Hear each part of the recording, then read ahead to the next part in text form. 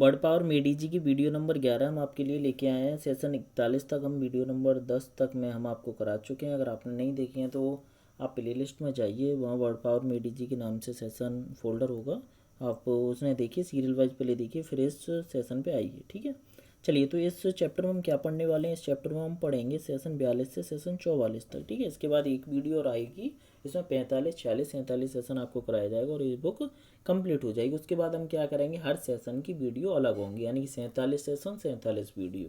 ठीक है, तो बहुत इंपॉर्टेंट आपके लिए होने वाला है, लेकिन उससे पहले आप इन सबको कवर कर लें और दो दो बार रिवाइज कर लें, फिर आप उन वीडियो को अपने आप पहले करें, फिर आप उन्हें देखें। ठीक है, चलिए, तो इस चैप्टर में हम क्या पढ़ेंगे? How to talk about what goes on, मतलब क्या चल रहा है, इसके बारे में हम बात करेंगे। ठीक है, चलिए, अब देखिए, इसमें मैंने रूट वर्ड अलग से नहीं देखे हैं, और देखो इसमें ज़्यादा वर्ड नहीं है, केवल 15 वर्ड हैं जो आराम से हम जल्दी जल्दी समझ लेंगे। ठीक है, चलिए शुरू करते हैं।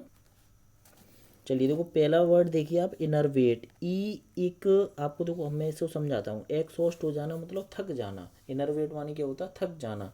अब देखिए यहाँ पे समझिए, ई ई ई ई सी, ई के माने क्या होता है? आपको बताया था आउट। और नर्व माने एन ई आर जो जुड़ रहा है, नर्व माने आपको बताया क्या होती हैं? नर्वस सिस्टम, यानी कि जो हमारी नसें होती हैं वो सब।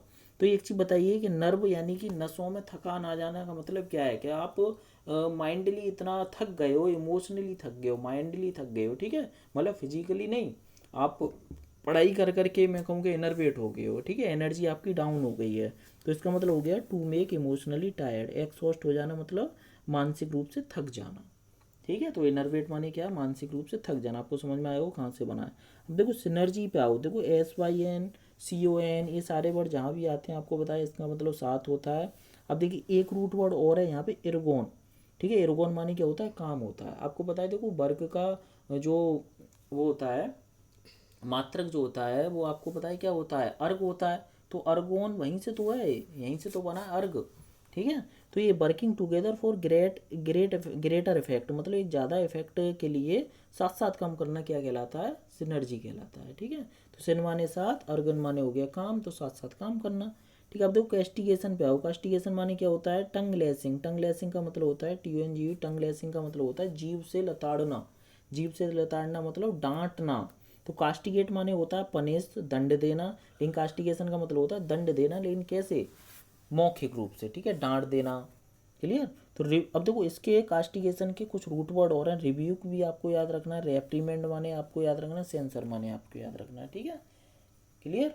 अब देखो सेंसर हो गया, रेप्रीमेंड हो गया, रिब्यूक हो गया और कास्टिगेशन, इन सब का मतलब क्या है? डांटना। क्लियर?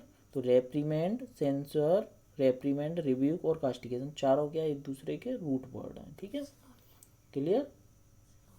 सॉरी, रूट वर्ड नहीं, सिनोनिम्स हैं एक दूसरे के। ठीक है, आर सिनोनिम। ठीक है, और देखो सिनोनिम्स में भी तो रूट वर्ड छुपे हैं। सिन माने साथ हो गया और नोम माने नाम हो गए, तो एक जैसा इनके काम नाम होते हैं। अब देखो सेल्फ एब्निगेशन, सेल्फ माने अपने आप, एब्निगेट कर देना मतलब मना कर देना, सेल्फ डिनायल मतलब किस चीज़ को खुद से ही मना कर देना, सेल्फ एब्निगेशन कहलाता है। क्लियर? चलिए, डीकैपिटेशन देखो बहुत इंपॉर्टेंट वर्ड है। अब देखो यहाँ पे समझिए, लॉपिंग ऑफ वन साइड, लॉपिंग माने होता है काट देना, और वन साइड किसी के सिर को लॉप कर देना मतलब काट देना।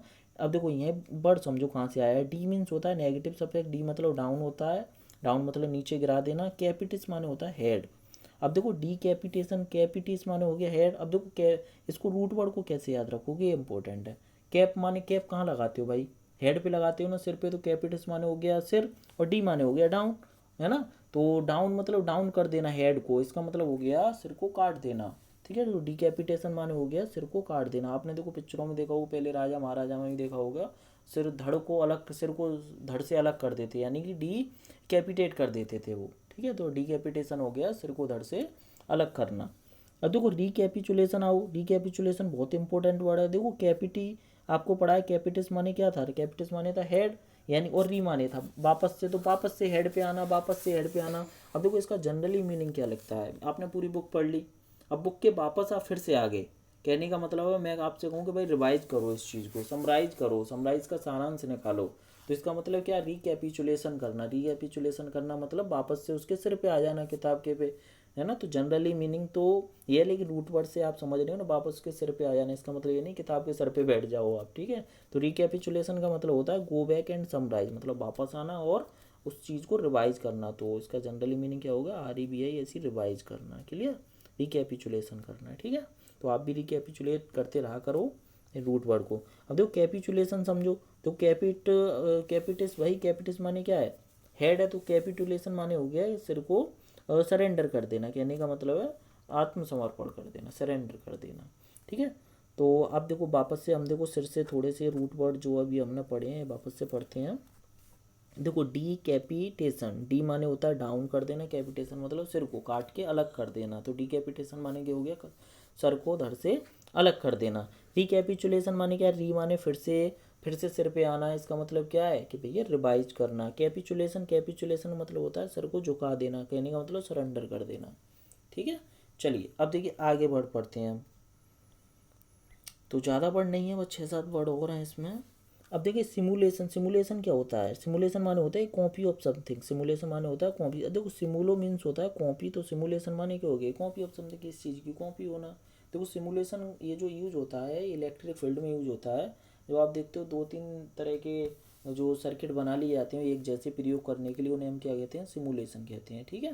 तो ये कॉपी ऑफ समथिंग क्या कहलाता है, सिमुलेशन, ये फोटो कॉपी वाला सिमुलेशन नहीं है, ठीक है। अब देखो डिसिमुलेशन क्या हो गया, प्रिटेंड करना, प्रिटेंड का मतलब होता है दिखावा करना, धोखा देना, ठीक है। तो डिसिमुलेशन माने क्या हो गया, अब देखो सिमुलेशन माने था कॉपी, और डी आपको पता है नेगेटिव बात दिखाता है, तो मतलब कॉपी बनाकर किसी को धोखा देना, दिखावा करना, ठीक है। डिसिमुलेशन माने क्या हो गया, प्रिटेंड, दिखावा करना। अब देखो एलिविएशन को समझो, देखो लेविस माने होता है लाइट, लाइट मतलब यहाँ पे बिजली नहीं है, लाइट का मतलब यहाँ पे हल्का है, लाइट का मतलब यहाँ पे क्या है, हल्का। तो एलिविएशन का मतलब होता है लाइटनिंग समथिंग, किसी चीज़ को हल्का करना, एलिविएट करना, एलिविएशन माने क्या हो गया, किसी चीज़ का हल्कापन, और एलिवेट माने क्या हो गया, किसी चीज़ को हल्का करना, समझ में आया। अब देखो लेविटेट आओ, लेविटेट क्या है, देखो ये भी तो इसी से बना लेविस से, तो लेविस माने क्या था, लेविस माने थी लाइट, तो लेविटेट करना मतलब किसी चीज़ को इतना हल्का कर देना कि वो हवा में उड़ने लगे। तो लेविटेट क्या हो गया, राइज इन एयर, मतलब हवा में उड़ने लायक कोई भी चीज़ जो होती है वो क्या होती है, लेविटेट होती है, क्लियर। चलिए आगे ये इनकी जब एक्सरसाइज आएंगी तो और अच्छे से आपको सब याद हो जाएगा, फिलहाल इनके नोट्स करें और समझें, याद करें, ठीक है। देखो कमिसरेट आ जाओ, कमिसरेट माने क्या है, कमिसरेट माने है इम्पेथाइज इन समवन माइजरी। देखो माइजरी का मतलब ये कंजूसी भी होता है, माइजरी का मतलब गरीबी भी होता है, ठीक है। माइजरेबल कंडीशन होता है, माइजरेबल कंडीशन का मतलब है दरिद्रता, गरीबी। तो कमिजरेट दो COM, कम माने आपको बताया था 7 होता है, COM, CON, SYN, SYM, ये सारे वर्ड जहाँ भी आएंगे रूट वर्ड, इनका मतलब होता है साथ साथ। तो कमिसरेट माने क्या हो गया भाई, साथ आना, कम माने आना, साथ में आना, माइजरेबल कंडीशन में मतलब दरिद्रता में कोई गरीब है तो उसका थोड़ा सा भला करना, इसका मतलब हो गया एम्पेथाइज करना। एम्पेथाइज आपको बताया था, एम्पैथी, सिंपैथी, टेलीपैथी सारे वर्ड बताए थे।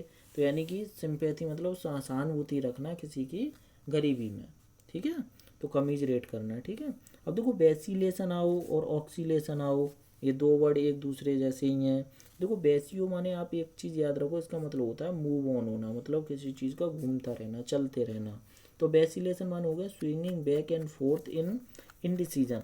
बैक एंड फोर्थ का मतलब होता है जहाँ से शुरू करना फिर से वहीं आ जाना, तो वापस यही स्विंग करते रहना, घूमते रहना। इनडिसीजन का मतलब होता है कि भैया वो निर्णय नहीं ले पा रहा है, ठीक है। तो बेसिलेट हो रहा है वे बेसिलेट होना मतलब आप किसी चीज़ के निर्णय पे पहुंच ही नहीं पा रहे हो, आप कंफ्यूज हो रहे हो कि यार ये करूं या ये करूं, ठीक है। तो बेसिलेशन माने होता है कि आप निर्णय ना ले पाना। अब देखो ऑक्सीलेशन माने क्या होता है, ये तो देखो ये तो हो गया हमारा वेसिलेशन, ये तो हमारे सोच हो गई। अभी क्या ऑक्सीलेशन क्या है, फिजिकली है, यानी किसी चीज़ का बार बार घूमना, यानी मैं कहता हूँ ना ऑक्सीलेट करना, ऑक्सीलेट करना मतलब किसी चीज़ का घूमना। तो ऑक्सीलेशन का माने क्या हो गया, फिजिकली स्विंगिंग, ठीक है। अब देखो एम्बीवेलेंस आओ, देखो आपको देखो कुछ वर्ड अगर मैं वापस से जाऊँ तो एम्बीगुअस, एम्बी माने क्या था, बहुत था, GUOUS, एम्बीगुअस। और एम्बी बैलेंस भी आपको बताया जा चुका है, ठीक है। तो देखो एम्बीगुअस, एम्बी माने होता है दोनों, तो एम्बीगुअस माने हो गया है एक ऐसी चीज़ जो स्पष्ट ना होती है, स्पष्ट हो गई, ठीक है। और एम्बीवेलेंस माने क्या होता है, देखो बोल और बोक ये सब माने क्या था, बोली तो थी, ठीक है।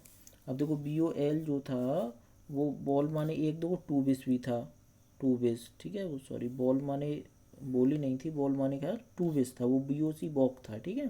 तो बॉल माने क्या है, टू बिस। अब देखो यहाँ पे समझो एम्बीवा ने दोनों बैलेंस, एम्बी बैलेंस क्या हो गया, कॉन्ट्रेरी फीलिंग, मतलब कॉन्ट्रेरी फीलिंग का मतलब ये होता है, कॉन्ट्रेरी का मतलब विरोधाभास वाली भावना रखना। इसका मतलब ये है कि भाई कोई कुछ कह रहा है, हम उसका विरोधाभास कर रहे हैं, मतलब एम्बी बैलेंस। एम्बीवा ने दोनों फीलिंग होना, मतलब उसकी भी फीलिंग अपनी भी फीलिंग, तो पता ही नहीं चल रहा है कि हम किस मोड पे खड़े हैं और क्या करने वाले हैं। ठीक है, तो एम्बी बैलेंस माने एक ऐसी कंडीशन जिसमें निर्णय नहीं लिया जा रहा। ठीक है, निर्णय पे हम नहीं पहुंच रहे। ठीक है, तो ये ज़्यादा कठिन वर्ड नहीं है, 15 वर्ड हैं, आपने रिवाइज कराएं।